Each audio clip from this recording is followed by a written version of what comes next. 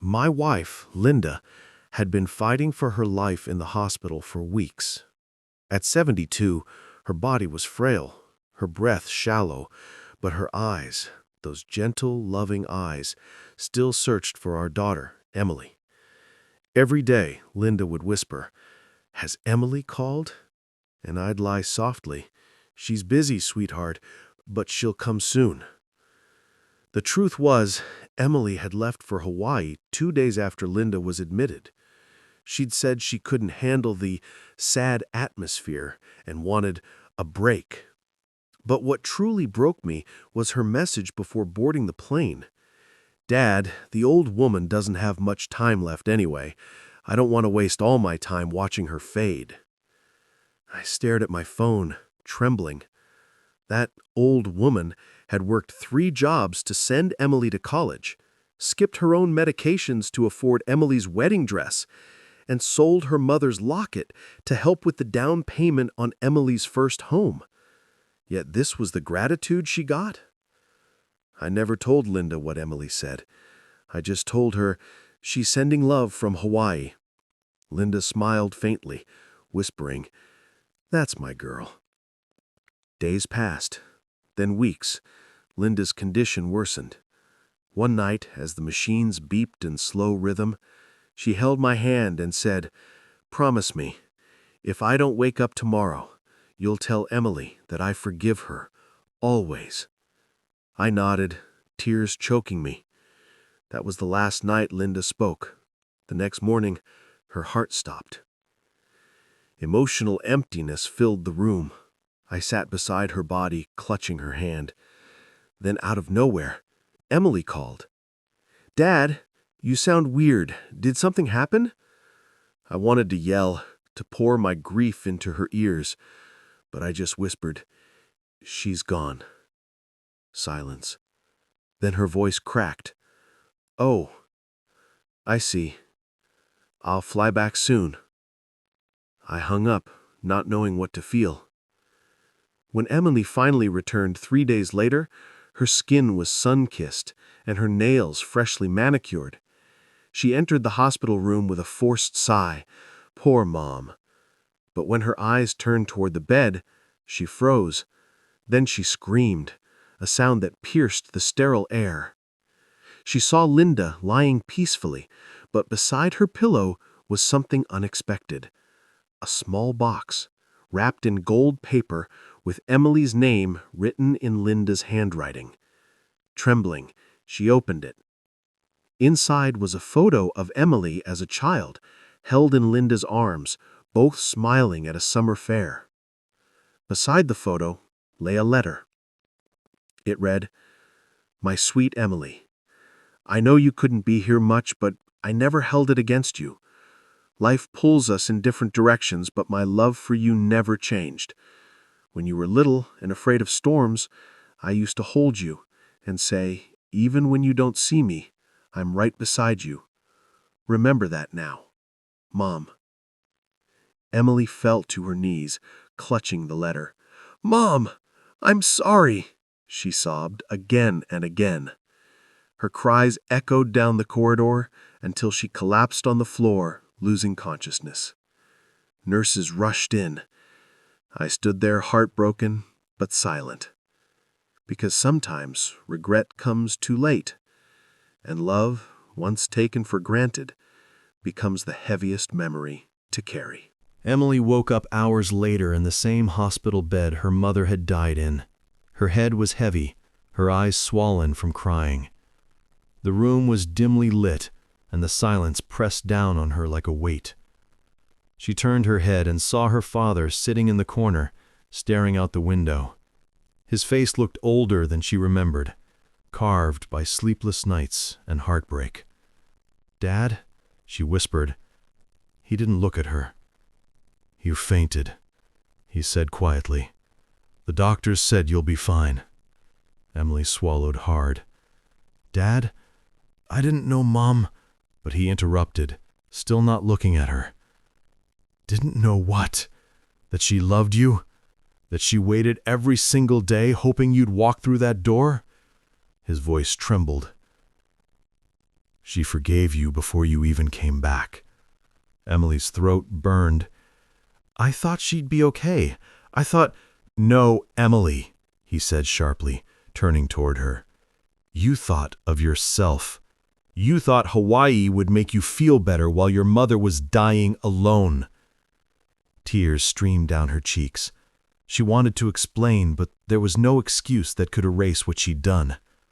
Her father stood, walked over to the bed, and placed the gold-wrapped box, the one that had held her mother's letter, on the table beside her. "That's all she left for you. And you know what? She was worried you might feel guilty. She told me not to let you suffer, but maybe you need to." Then he walked out. Emily sat there, staring at the letter again. The words blurred through her tears. Her mother's handwriting seemed alive, warm, forgiving, undeserved. The guilt grew heavier with every second. She remembered the night her mom had begged her to stay for dinner. "Just one evening together," Linda had said. Emily laughed, saying she had a party to attend. That was a year ago, the last dinner her mother ever cooked. Now those moments stabbed her like knives. She stayed in that hospital room all night. Nurses came in, offered food, water, but she refused everything. Around 3 a.m., she walked out into the cold hallway and found her father asleep on a chair. His hands were clasped, still holding her mother's rosary. She covered him with a blanket and whispered, "I'll make it right, Dad, somehow." The next morning, Emily called the nurse who had taken care of her mother. "Can you tell me what she was like the last few days?" she asked, her voice trembling. The nurse sighed softly. "Your mother was kind, even when she was in pain. She talked about you a lot. She said she hoped you'd forgive yourself one day." Emily bit her lip hard. Did she ever say she was angry with me?" The nurse paused. "No, dear. She said she was proud of you. She said she raised a strong woman." That broke Emily completely. She decided to stay in her parents' house for a while. When she entered the house, everything smelled like her mother. The lavender candles, the neatly folded blankets, the framed pictures. On the kitchen table sat an unfinished crossword puzzle with her mother's handwriting. Emily sat there and cried for hours. Days turned into weeks. She started cleaning the house, organizing old albums, and reading her mother's journals. Each page felt like a conversation with the woman she had lost. One afternoon, while sorting through a box of keepsakes, she found a sealed envelope addressed to "My darling husband." She hesitated, then took it to her father. He was sitting in the backyard, watering the roses Linda had planted decades ago. When he saw the envelope, his hand shook. "You found it?" he whispered. He opened it slowly, and as he read, tears streamed down his face. Then he handed it to Emily. The letter said, "My love, if you're reading this, it means my time has come. Thank you for standing by me all these years. Take care of yourself, and please take care of our Emily. She may lose her way sometimes, but I know she has a good heart. Remind her that forgiveness begins with herself." Emily covered her mouth, sobbing uncontrollably. Her father hugged her tightly for the first time since her mother's death. "She believed in you," he said softly. "So will I." From that day forward, Emily changed. She quit her high-paying marketing job and started volunteering at the hospital where her mother had spent her final days. She brought flowers to patients, read books to them, and comforted families. Some recognized her story from the local newspaper. Her father had written an article about Linda's kindness, and it had gone viral. Emily became known for her empathy, but deep inside, every smile, every comforting word came from the pain she once caused. Months later, On her mother's birthday, Emily and her father visited her grave. Emily placed a bouquet of lilies and whispered, "I finally understand what love means, Mom." Her father nodded, placing his hand on her shoulder. "She'd be proud of you, Emily." The wind rustled through the trees, carrying the scent of lavender. For the first time, Emily didn't cry. She smiled. She had found peace, not by forgetting, but by honoring the love she had once taken for granted. Emily's new life wasn't easy. Every morning when she woke up in her childhood home, she could still hear echoes of her mother's laughter in the hallways. The house was quiet now, too quiet. She often stood in front of the mirror, staring at her reflection, wondering how she'd become the kind of daughter who could abandon the woman who loved her most. But instead of running from that guilt, she used it to fuel her days. She started volunteering full-time at the hospital where her mother had spent her final moments. At first, people there didn't know who she was. She quietly changed linens, delivered food trays, and read books to lonely patients. But word spread. She was Linda's daughter, the woman everyone remembered for her kindness and grace. Some nurses whispered softly, "She looks just like her mother." Emily would smile through tears every time she heard that. One day, an elderly patient named Mrs. Carmichael took her hand and said, "You remind me of an angel, dear. Do you have a mother?" Emily froze. Her throat tightened as she whispered, "I did. She was the kindest soul I ever knew." The woman smiled weakly. "Then she lives through you." That night, Emily went home and wrote those words on a sticky note, placing it on her mother's photo. "She lives through me." Over time, Emily began organizing small charity events at the hospital. She created a comfort box program, collecting small gifts and notes for patients who had no family to visit them. The program grew quickly. News stations covered her story. People began donating from all over the country. One local journalist even interviewed her father, who said with trembling pride, "She's doing what her mother would have done." But Emily never let the praise get to her head. Deep down, she knew she was simply making peace with the past.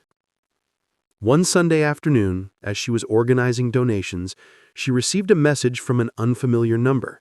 It said, "You don't know me, but your mother helped me once." The sender introduced herself as Sarah, a single mother Linda had met years ago at a grocery store. Linda had paid for her groceries when Sarah's card was declined and even given her contact information.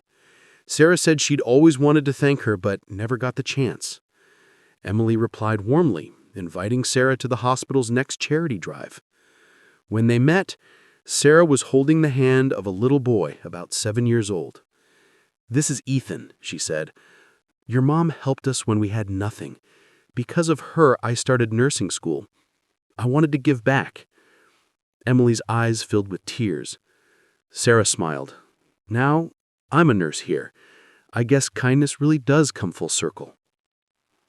That night, Emily went to her mother's grave again.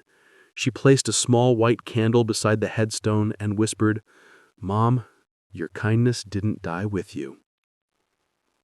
The next week, Emily received an unexpected invitation, a hospital award ceremony.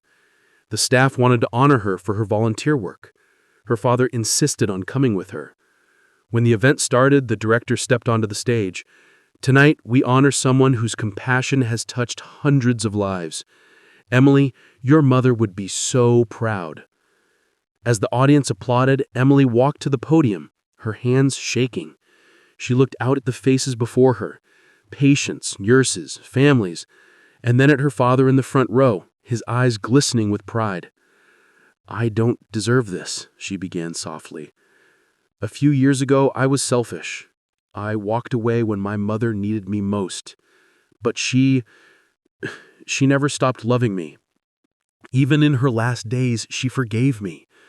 Everything I do now is just my way of saying thank you. So if there's anyone here who's holding back love, please don't wait. Say what you need to say before it's too late." The audience fell silent. Many were crying. Her father stood up and clapped first, and soon the entire room followed.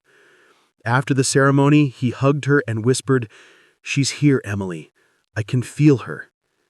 Emily smiled. "So can I." That night when they got home, Emily went through some of her mother's old belongings again. At the bottom of a dusty trunk, she found an old cassette tape labeled "For Emily." Her heart raced. She didn't even have a tape player, so she borrowed one from a neighbor and sat in her mother's old armchair. As the tape clicked and hissed, Linda's voice filled the room. "Hi, sweetheart." Her mother's voice, warm and steady. "I know life can be confusing. You'll make mistakes, big ones. But remember, love isn't about perfection. It's about coming back home." Emily broke down, sobbing uncontrollably, clutching the player to her chest. Her mother's voice continued, "If I'm not there when you need me, close your eyes. You'll find me in every kindness you give, every tear you wipe away. That's how I will live on, my darling girl." The tape ended with a faint laugh and the sound of her mother humming her favorite lullaby. Emily sat there for hours, replaying it over and over. In that moment, the emptiness she'd carried for so long finally softened. She didn't just miss her mother, she felt her, truly felt her. From that day forward, Emily recorded her own messages too. She spoke about forgiveness, regret, and second chances, and shared them online to help others dealing with loss. The videos spread like wildfire. Thousands commented, saying their words helped them reconnect with loved ones. Emily's pain had transformed into something beautiful, a bridge of compassion reaching countless hearts. She never remarried. Instead, she devoted her life to carrying her mother's light. And every evening, when she sat by her window watching the sunset, she whispered the same words her mother once told her. "Even when you don't see me, I'm right beside you." Weeks turned into months, and Emily's life began to find a new rhythm. She had learned to live with her grief, not by burying it, but by turning it into something meaningful. Her work at the hospital had become her purpose. Every patient reminded her of her mother. Every frail hand she held, every smile she received felt like a quiet thank you from above. But one afternoon, while leaving the hospital, Emily received a phone call that would shake her again. It was her father's doctor. "Emily," he said softly, "your father came in for his regular checkup, but we found something concerning. We need to run more tests." Her knees almost gave out. "Is it serious?" she whispered. "We won't know until we do more scans, but it could be cardiac." That evening, she drove to her father's house. He was sitting on the porch, calm as ever, watering the plants her mother had loved. "Dad," she said, "why didn't you tell me?" He smiled faintly. "Because I didn't want you to worry. You've already been through enough." She sat beside him, tears forming. "I can't lose you too." He placed his hand over hers. "You're not losing me, sweetheart. You're just learning to carry love differently, the way your mother taught us." In the weeks that followed, Emily took care of him with the same tenderness her mother once showed. She cooked his favorite meals, made sure he took his medicine, and even read to him in the evenings. Sometimes, when the light fell just right, she could almost imagine her mother sitting across from them, smiling quietly. One evening, as they sat watching an old family video on the TV, her father said, "You know, your mother always believed you'd do great things, not because of success, but because you had her heart." Emily's voice trembled. "I didn't deserve her heart, Dad." He shook his head. "You do now. You've earned it." A few months later, Emily launched a nonprofit foundation in her mother's name, the Linda Grace Foundation for Compassionate Care. The organization's mission was simple: to provide emotional and financial support to families with loved ones in critical care. Donations poured in from across the country. Former patients and nurses who remembered Linda sent letters describing how she'd changed their lives. Emily's father helped manage the foundation from home, proud and peaceful. One day, Emily was invited to speak at a national medical conference about her foundation's work. She stood on stage, her voice steady and heartfelt. "My mother died in a hospital bed, but her love didn't. It lived on in the hands that cared for her, in the forgiveness she gave me, and in the compassion I learned too late. I built this foundation so that no daughter, no son, no husband ever has to live with the same regret I did, because love is only wasted when it's unspoken." The entire hall rose to its feet, clapping. Some cried. After the event, a young nurse approached her. "Miss Emily, I lost my mom last year. Listening to you helped me forgive myself." She hugged her tightly. "Then my mother's message is still alive," she whispered. That night, when Emily returned home, her father was waiting in the living room with a small box. "Your mother asked me to give this to you when you finally forgave yourself," he said. Inside the box was her mother's old locket, the one Linda had sold years ago to help pay for Emily's college. Emily gasped. How? Her father smiled. "I found it in a vintage shop last month. I think it found its way back to where it belonged." Emily held the locket to her heart, tears flowing. "Mom, you always come back to me." But fate had another test waiting. A few weeks later, her father's condition worsened suddenly. One cold December morning, Emily found him unconscious in his chair, the same chair he used to read to her in as a child. She called 911, but deep inside, she already knew. He passed peacefully that night, holding her hand just like her mother had once held his. At the funeral, Emily didn't cry the way she did before. Instead, she spoke calmly to the crowd. "My father taught me patience. My mother taught me love. And they both taught me that death doesn't end family. It only changes the way we find each other." After the funeral, Emily stayed by their graves long after everyone else had left. The sky was painted in soft orange and gold. She whispered, "You're both together now, and I promise I'll keep your love alive." She went home and sat by the window and wrote in her journal, "Forgiveness doesn't erase pain. It transforms it into something that can heal others. Love doesn't disappear. It moves through us, changing shape, finding new voices." Years passed. The foundation grew nationwide, touching thousands of lives. Schools began inviting Emily to speak about compassion. Hospitals named wards after her parents. Her story spread across the internet, a tale of redemption, forgiveness, and a daughter's love reborn from loss.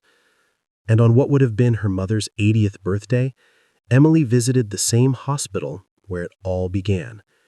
She walked into room 214, the room her mother had once lain in, now beautifully renovated and renamed the Linda Grace Room of Hope. There was a small plaque on the wall that read, "Dedicated to those who believe love can heal what medicine cannot." Emily stood there quietly, eyes glistening. She could almost hear her mother's voice in the hum of the machines, the rustle of curtains, the soft rhythm of life. "Even when you don't see me, I'm right beside you," it seemed to whisper. As she turned to leave, she saw a young girl crying outside the ICU door, clutching her father's hand. Emily knelt beside her and said softly, "Hey, sweetheart, it's okay to be scared. I was too, once. But love doesn't leave you. It stays right here." She pointed to the girl's chest. The child looked up and managed a small smile. When she walked away, she looked up at the hospital ceiling, whispered, "Thank you, Mom," and smiled through her tears. Because in every act of kindness, every hand she held, every tear she wiped away, her mother lived on. And for the first time in her life, Emily felt completely whole. Years later, Emily's story became something people whispered about with awe, not because she was famous, but because she had turned tragedy into light. She still lived in the same house her parents had built, a quiet place filled with old photos, laughter frozen in frames, and the scent of lavender that never seemed to fade. Every morning, she woke up early, stood by the kitchen window where her mother used to hum, and whispered, "Good morning, Mom." Then she'd brew her father's favorite coffee, place one cup by the empty chair, and start her day. She spent most of her time running the Linda Grace Foundation, which had now expanded to several states, helping families who couldn't afford medical bills, providing emotional counseling, and training volunteers to offer bedside comfort. It had become a movement built entirely on her parents' legacy. Everywhere she went, she carried a quiet peace that drew people to her like sunlight. One evening, she received a letter from a teenage girl named Megan. The letter read, "Dear Emily, my mom has been sick for a long time. I was angry at her for not being the mom I used to know. Then I watched your video about forgiveness. I went to her room and said, 'I love you,' for the first time in years." She smiled for the first time too. "Thank you for giving me my mom back." Tears rolled down Emily's cheeks. She placed the letter beside her mother's photo and whispered, "You see, Mom? Your love is still working." Months passed, and Emily started writing a book, a collection of real stories from people who had found healing through kindness. She titled it "The Light You Left Behind." It became a bestseller not because it was dramatic, but because it was honest. The final chapter was her own story, the story of a daughter who once ran away from love, but found it again through loss. One night after a book signing, an elderly man approached her. "You may not remember me," he said, "but I was in the same ward as your mother. She once gave me half her lunch when I couldn't eat hospital food." He smiled. "She told me I'd live to see another Christmas. She was right. I just wanted to thank you for carrying her kindness forward." Emily hugged him, her voice trembling. "She would be so happy to know you're still here." When she returned home that night, she sat by the window, looking at the stars. The city lights flickered like candles in the distance. She held her mother's locket in her palm and said, "You're not gone. You're everywhere I look."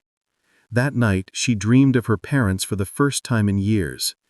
In the dream, they were sitting together under a tree by the lake where they used to picnic. Her mother waved and said, "We're proud of you, Emmy." Her father smiled. "It's time to live for yourself now." She woke up crying, but with a strange feeling of peace.